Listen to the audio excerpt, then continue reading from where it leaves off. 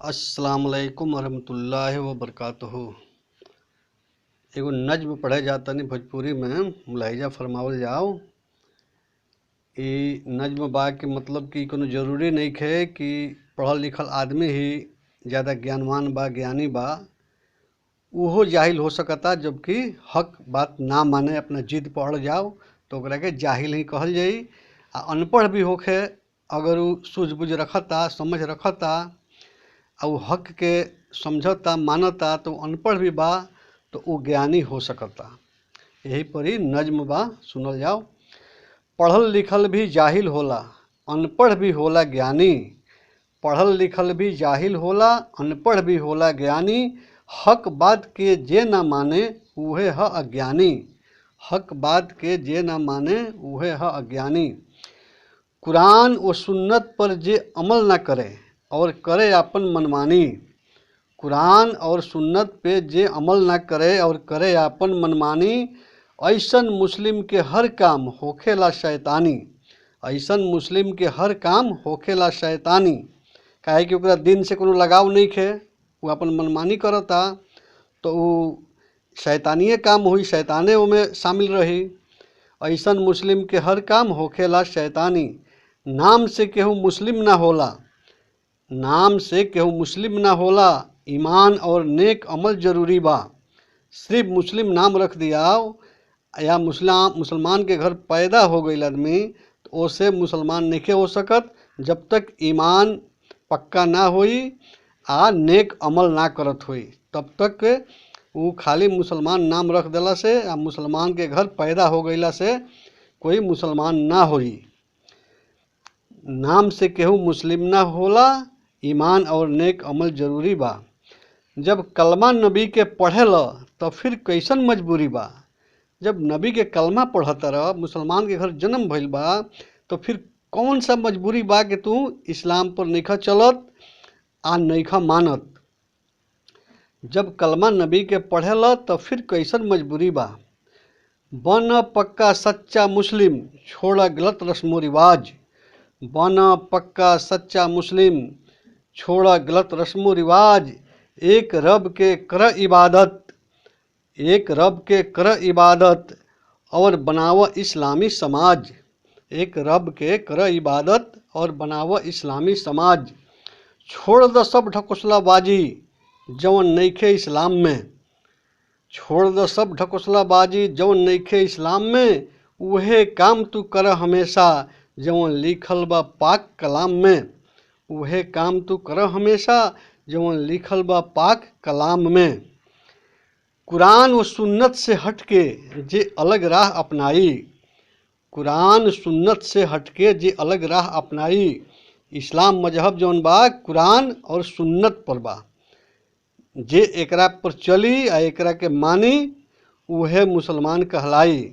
आ जे एकरा से इनकार करी, एकरा से राह अलग चुनी, वो मुसलमान कहे के लायक ना रही, कहलाई के लायक ना रही।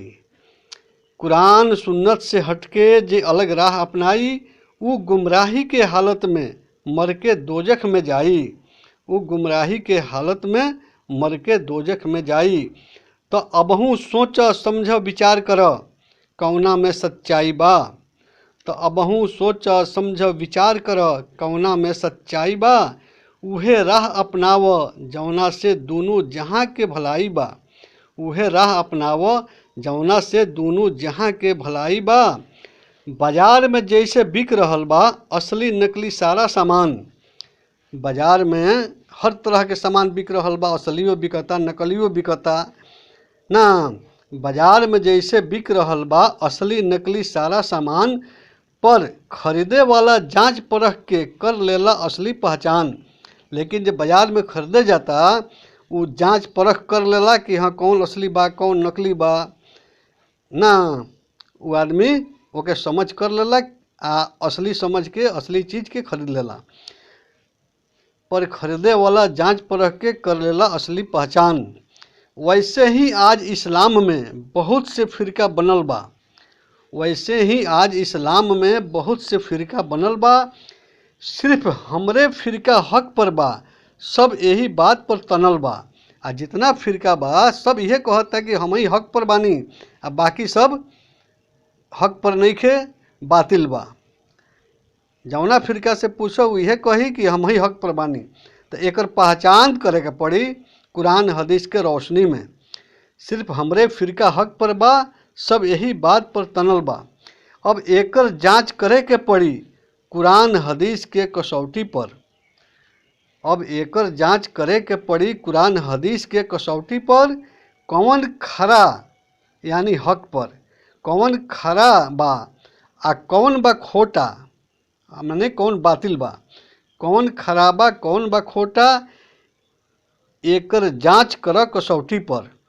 एकर जांच जो बा इस्लाम के कसौटी पर, इस्लाम कुरान हदीस के रोशनी में एकरा के जांच कइल जाई कि कौन खरा बा कौन खोटा बा, कौन असली बा कौन नकली बा। फिर खरा के अपना ल, फिर जांच करके मालूम करके फिर खरा के अपना ल, यानी हक के अपना ल, सच्चाई के अपना ल, और बातिल से कर किनारा। अब बातिल जौन बा खोटा जौन बा उससे किनारा कर लो, अलग हो जा। फिर खरा के अपना लो, बातिल से कर किनारा, तबे दोनों जहां में ख्वाजा होइब रब के प्यारा। तबे दोनों जहां में ख्वाजा होइब रब के प्यारा। तभी दोनों जहां के भलाई हुई, आ मरला के बाद भी अल्लाह ताला जन्नत में जगह दी है। नहीं तो आदमी गुमराही में जी आ गुमराही में ज़िंदगी गुजार के जाई तो ओजा कौनो ठिकाना आदमी के ना मिली जहन्नम के सिवा।